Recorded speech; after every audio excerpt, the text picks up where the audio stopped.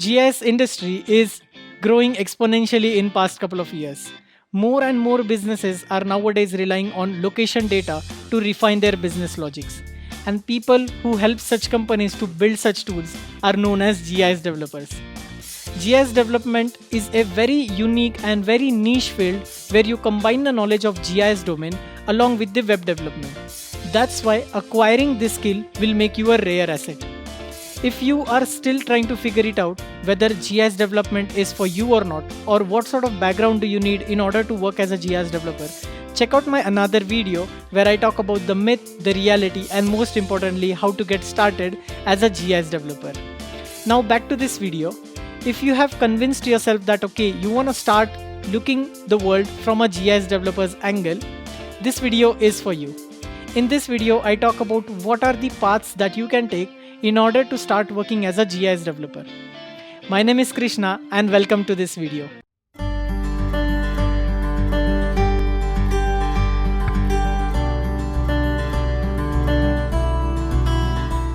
Make sure that you subscribe to this channel where I keep on uploading GIS web development related videos every now and then. Now back to our main topic. As you have already decided, let me tell you that GIS development is nothing but a web development, and that's why there are n numbers of paths and n numbers of job titles available. In this video, I'm trying to make your life easy by simply bifurcating all of these things into two major parts. Of course, there are more than that, but now let's stick with this. If you decide to become a GIS developer, the paths that you have in front of you are you can work as an enterprise developer or you can work as an open source developer. Now both of these paths have their own pros and cons. Let's just have a look at list of this in a very brief manner. When you think about enterprise, companies like Esri, Google Maps, Mapbox, Here Maps comes to our mind. All of their products needs license key in order to use those products. That means you have to buy something in order to use those products. While the other side of the story is open source products, which are completely free and you can use them in any commercial, non-commercial research project. Now the real question is, if something is available for free of cost, why people are paying so much money in order to use enterprise solution? The answer, it can be divided into two major parts. First is documentation. In order to create any software, it is very important to have a clear, crisp documentation available. If the documentation is not clear, at least support should be available so that whenever you are stuck, you can talk to someone who can help you to resolve the query. This is something that you get when you pay for the product. Companies like Google, Esri has a dedicated team who takes care of these things. While when we talk about open source, there is no such thing. Open source products are usually built by multiple developers coming together working with the same vision. That's why there is no dedicated team. All you can rely on whatever documentations are available, and secondly on websites like Stack Overflow or Google where a lot of these questions get asked and answered. But if some question is not answered, all you can do is wait for someone to talk about it. Second most important thing is security. When it comes to the geospatial data, most of these companies are very sensitive. They want to use a solution which is very secure so that their data cannot be hacked. This is something that is almost guaranteed when you buy the product. But when you use open source development, you have to create all these securities as a developer on your own. Now, again, we are at a place where we cannot choose whether to go with enterprise or to go with open source. The real answer to this question is you cannot decide. It's not up to you what to use. If your client asks you to use enterprise, you have to go. If your client asks you to use open source, you have to go in that way. But the real fun part is that basic knowledge in order to go into these both paths is same. That means if you focus more on the basic knowledge, you can acquire the skill which can help you to work as enterprise developer as well as open source developer. Now if this sounds like very interesting to you, let's just have a look at the general web development path that you can take in order to learn, in order to get idea about web development in GIS domain. We will talk about open source first and then we will also talk about enterprise. Now, if you are thinking to learn a software in open source world, Quantum GIS or QGIS is a very high standard name. Once you learn QGIS, you can practically use any other GIS software. It is very easy and then it has a lot of cool features to work with. Most of institutes nowadays are using QGIS as a alternative to a paid solution such as ArcMap or ArcGIS Pro. Now let's talk about web development. As I said that GIS development is nothing but a web development but in a specific domain. That means the base knowledge that you should have for GIS development is similar to what you should have for the web development. So that languages such as HTML, CSS, JavaScript are must have in order for you to work as a web developer. Apart from these three, you can learn things such as jQuery, Bootstrap, Tailwind to make your life easy. Once you have practiced these technologies, these languages enough, you can move ahead with learning something as React or Angular or Vue. These are all front-end frameworks which makes your life very easy. But this is purely optional. Just learning HTML, CSS, JavaScript can also make you a very good developer. It is not necessary that you should know front-end frameworks. For example, for beginning couple of years of my career, I was working with just HTML, CSS, JavaScript, Bootstrap, jQuery for all of my project and it served me well. So the technologies that we talked about right now are basic web development technologies. There is nothing GIS about it. Now let's just see what are all the GIS technologies that you can combine with these to make yourself as a GIS front-end developer. You can master some of the best JavaScript libraries available into the open source GIS world, such as OpenLayers, Leaflet. These are the modern frameworks which are built to put interactive map on your website. People are using these technologies for a long time now. Both of them are very mature, very stable, and has a lot of community backup. That's why learning them will always be helpful for you. I have also mentioned Mapbox GLJS. Even though Mapbox is a paid product, to use their JavaScript library is completely free. You can use their library by just signing up and then start using their JavaScript product. Now, these are the technologies which helps us to put the map onto our website. What about geospatial analysis? TurfJS is a front-end geospatial analysis library which helps you to do lot of this analysis such as interaction, point in polygon, finding area and all that kind of things in the front end itself. Finally, we are also progressing into the world where 3D GIS is now becoming a regular thing. Cesium is a very good solution for that.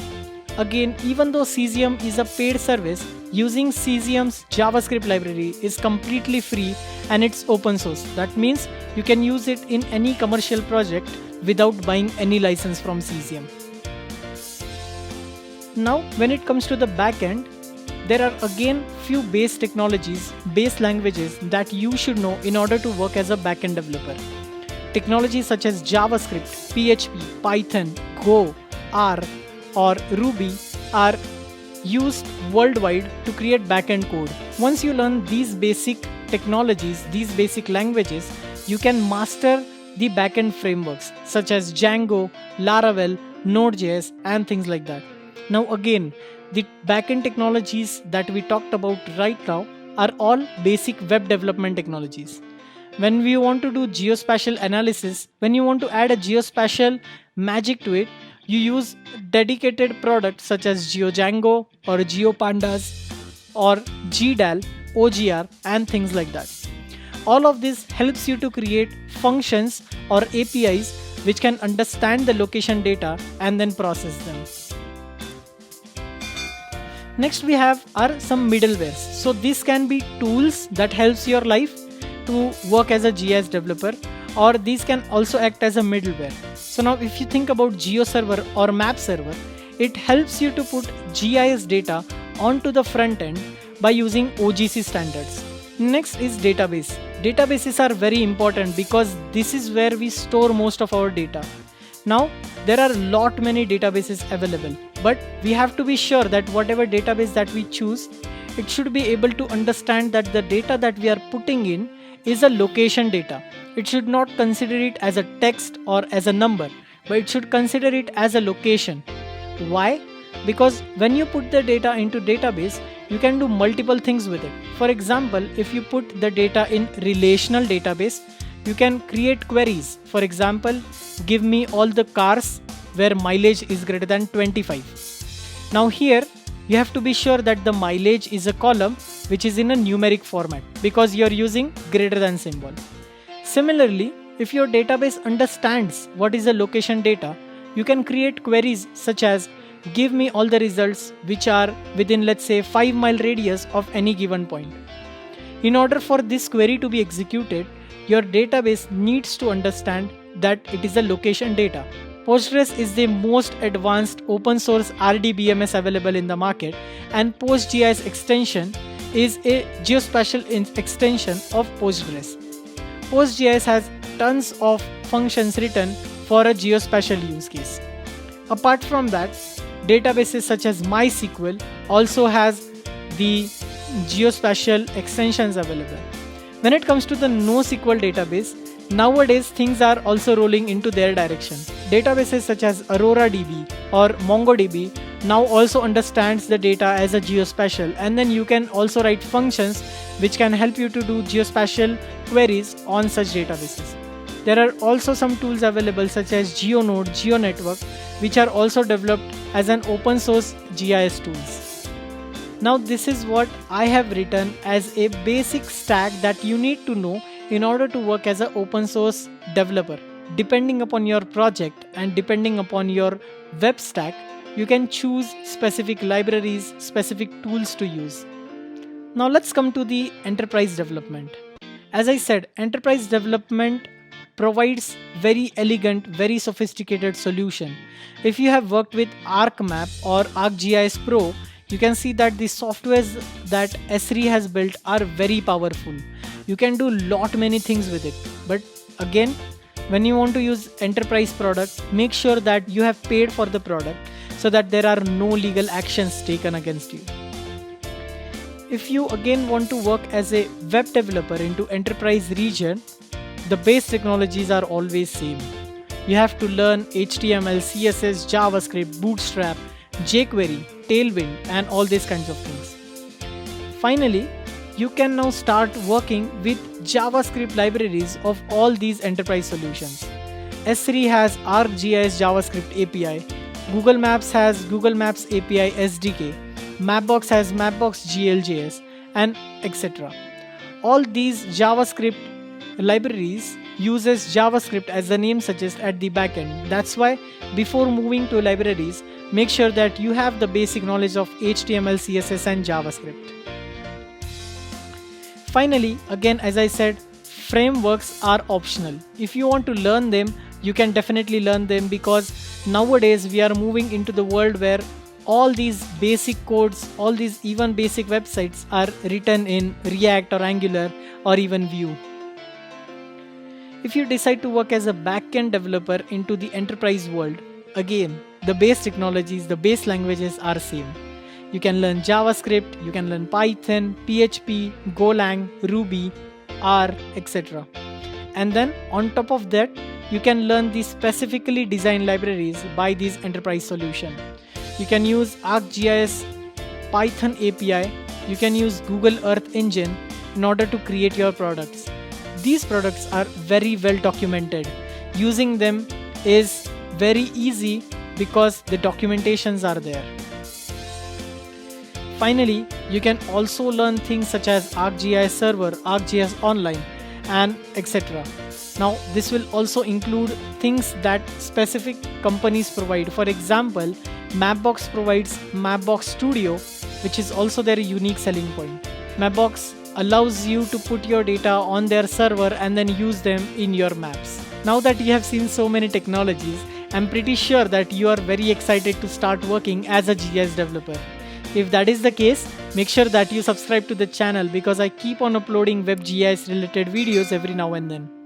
I send very occasional emails for coupons of my courses, the articles that I'm reading, and all exciting news into the GIS domain. I hope you like this video. Make sure that You share this video with someone who is also thinking to start their journey as a GIS developer.